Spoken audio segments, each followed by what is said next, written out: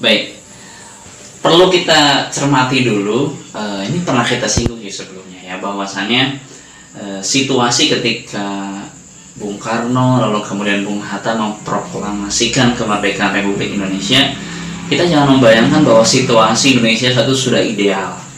Jangan membayangkan bahwa kemerdekaan itu kemudian sudah bisa dirasakan oleh banyak pihak dengan kemudian hal-hal lain yang mendukung itu, instrumen-instrumen lain yang kemudian bisa mendukung tentang kemerdekaan itu. Ternyata tidak seperti itu kenyataannya ya. Jadi ketika Indonesia merdeka, kondisinya masih, kalau mungkin saya bisa katakan carut marut, masih banyak permasalahan-permasalahan yang terjadi. Jepang masih ada di Indonesia, lalu kemudian sekutu akan segera tiba dengan ditumpangi oleh Belanda dan sebagainya. Nah, hari ini kita akan berbicara tentang bagaimana Indonesia sebagai sebuah negara mewujudkan bahwa benar-benar Indonesia ini layak disebut negara. Oleh karena itu, saya akan mengutip pernyataan dari Aristoteles, seorang filsuf dari Yunani, yang mengatakan setidaknya ada 4 syarat yang harus dipenuhi ketika kemudian sesuatu bisa disebut sebagai sebuah negara. Dan ini mutlak adanya. Jika salah satu di antara 4-nya tidak ada, maka eksistensi dari negara tersebut bisa dipertanyakan. Yang pertama, syarat yang harus ada ketika kemudian ingin terbentuk sebuah negara, yang pertama adalah harus ada rakyat ya. Harus ada penduduknya, harus ada masyarakatnya. Nah, pertanyaannya adalah apakah kemudian Indonesia saat itu sudah ada rakyatnya? Ini sudah pasti jelas ya. Sensus terakhir sebelum kemerdekaan, sebelum tahun 45 terakhir dilakukan oleh pihak Belanda sekitar tahun 1930, tercatat ada 60,7 juta penduduk yang ada di Indonesia. Angka-angka ini kemungkinan besar sebenarnya kenyataannya lebih daripada angka itu, mengingat sistem yang ada saat itu mungkin belum serapis sekarang, belum kemudian sebagus sekarang. Intinya adalah syarat yang pertama sudah terpenuhi, ada rakyat di sana. Yang kedua, syarat yang harus dipenuhi untuk kemudian menjadi sebuah negara itu adalah harus ada wilayah. Nah, ini juga sudah jelas. Indonesia ketika diproklamirkan, wilayahnya sudah ada terbentang dari barat sampai dengan timur, kemudian dari utara sampai juga selatan. Pulau Sumatera, Kalimantan, Sulawesi, Jawa, Bali, Kepulauan Maluku itu sudah termasuk, dan sekitarnya sudah termasuk dalam wilayah Indonesia. Jadi itu sudah terpenuhi. Nah, yang ketiga, ya, syaratnya yang harus dipenuhi adalah pemerintahan yang berdaulat. Nah, masalah ini kemudian timbul. Ya. Ketika Indonesia merdeka, kita belum punya pemerintah yang berdaulat. Ingat, di teks proklamasi Soekarno-Hatta belum disebut sebagai presiden atau wakil presiden, tapi baru mengatasnamakan bangsa Indonesia. Presiden, wakil presiden, lalu jajaran pemerintahan saat itu belum terbentuk. Maka ini harus segera kemudian diwujudkan. Yang keempat, adanya pengakuan dari negara lain. Ada tidak sih negara kemudian yang mengakui bahwa Indonesia itu adalah sebuah negara? Ada nggak sih negara lain yang kemudian mengakui tentang eksistensi Indonesia ini di kancah internasional, ataupun wujudnya bisa dianggap ada oleh negara lain? Nah, hal itulah yang kemudian akan kita bahas pada pertemuan kali ini. Bagaimana kemudian usaha Indonesia untuk mewujudkan 2 di antara 4 tadi, untuk kemudian membuat Indonesia memenuhi syarat untuk menjadi sebuah negara. Kita lihat pembahasan selanjutnya. Indonesia dibentuk. PPKI dalam membentuk alat kelengkapan negara Indonesia melaksanakan sidang sebanyak 3 kali.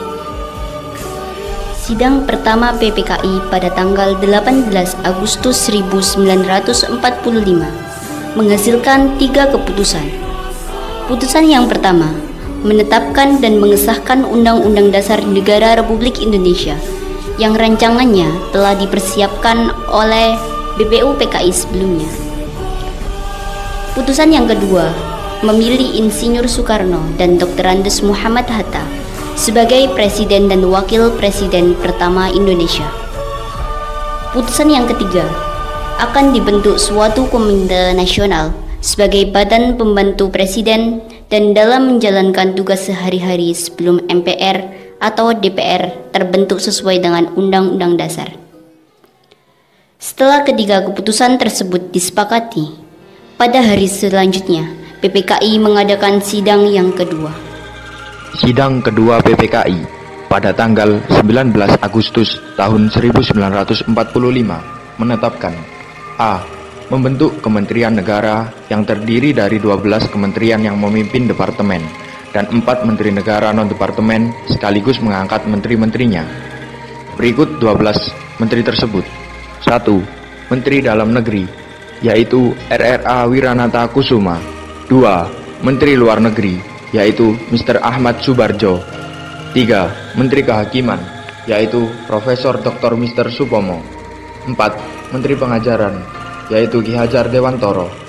5. Menteri Pekerjaan Umum, sekaligus menjadi Menteri Perhubungan, yaitu Abikusno Cokrosuyoso. 6. Menteri Keuangan, yaitu A.A. Maramis. 7. Menteri Kemakmuran, yaitu Insinyur Surahman. 8. Menteri Kesehatan, yaitu Dr. Buntaran Martoatmojo. 9. Menteri Sosial, yaitu Mr. Iwa Kusuma Sumantri. 10. Menteri Keamanan Rakyat, yaitu Supriyadi. 11. Menteri Penerangan, yaitu Mr. Amir Samsudin. B. Menetapkan pembagian wilayah Indonesia menjadi 8 provinsi, sekaligus menunjuk gubernurnya. Dengan pembagian sebagai berikut. 1. Provinsi Sumatera dengan Gubernur Mr. Teguh Muhammad Hasan. 2. Provinsi Jawa Barat dengan Gubernur Sutarjo Kartohadi Kusumo. 3. Provinsi Jawa Tengah dengan Gubernur Raden Panji Suroso. 4. Provinsi Jawa Timur dengan Gubernur R.A. Suryo. 5. Provinsi Kalimantan dengan Gubernur Insinyur Pangeran Muhammad Nur. 6. Provinsi Sulawesi dengan Gubernur Dr. GSSJ Ratulangi. 7. Provinsi Maluku dengan Gubernur Mr. J. Latuharhari.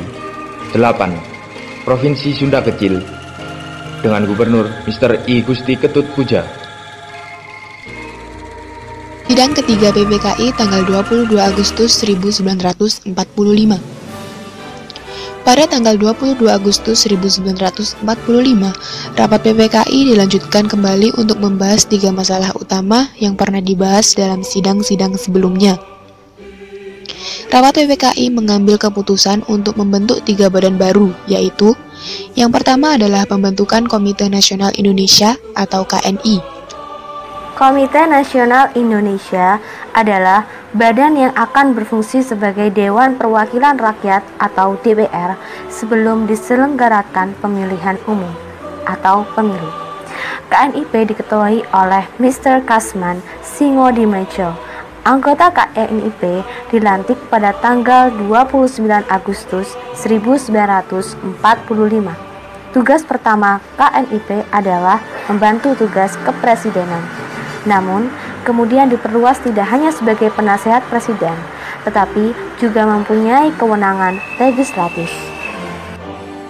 Yang kedua adalah Badan Keamanan Rakyat atau biasa disebut dengan BKR.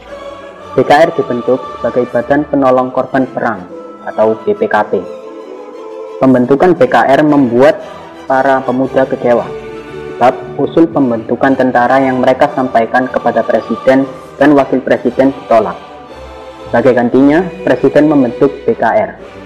Kekecewaan para pemuda diwujudkan dengan pembentukan Komite Fan Aksi yang dipimpin oleh Adam Malik, Sukarni, dan M. Niti Miharjo.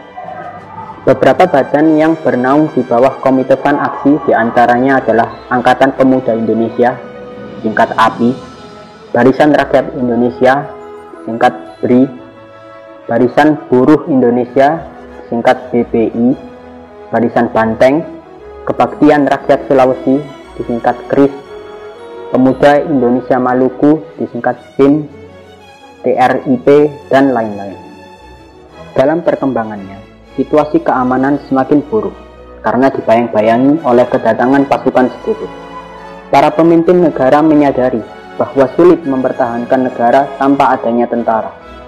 Melalui maklumat Presiden tanggal 5 Oktober tahun 1945, dibentuklah Badan Ketentaraan yang diberi nama Tentara Keamanan Rakyat atau disingkat TKR. Pemerintah mengangkat Kolonel Sudirman sebagai Panglima Besar TKR dengan pangkat jenderal. Adapun sebagai Kepala Staf Umum TKR dipegang oleh Mayor Urip Sumoharjo. Adapun perkembangan Tentara Keamanan Rakyat adalah sebagai berikut. 1. Pada tanggal 7 Januari tahun 1946, pemerintah mengubah nama Tentara Keamanan Rakyat menjadi Tentara Keselamatan Rakyat atau TKR. 2. Tanggal 24 Januari tahun 1946, Tentara Keselamatan Rakyat berganti nama menjadi Tentara Republik Indonesia disingkat TRI. Pada tanggal 3 Juni 1947, TRI berganti nama menjadi Tentara Nasional Indonesia dan disingkat TNI. Yang ketiga adalah pembentukan Partai Nasional Indonesia atau PNI. Pembentukan Partai Nasional Indonesia yang saat itu dimaksudkan sebagai satu-satunya partai politik di Indonesia atau biasa disebut dengan Partai Tunggal. Dalam perkembangannya, muncul maklumat tanggal 31 Agustus 1945 yang memutuskan bahwa gerakan dan persiapan Partai Nasional Indonesia ditunda dan segala kegiatan dicurahkan ke dalam Komite Nasional. Sejak saat itu, gagasan satu partai tidak pernah dihidupkan lagi.